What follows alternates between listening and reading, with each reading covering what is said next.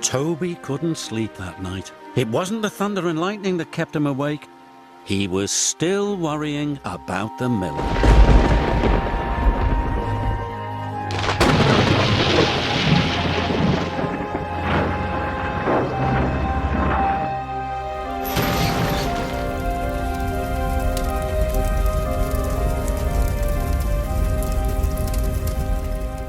The next morning, Toby chuffed carefully along his branch line.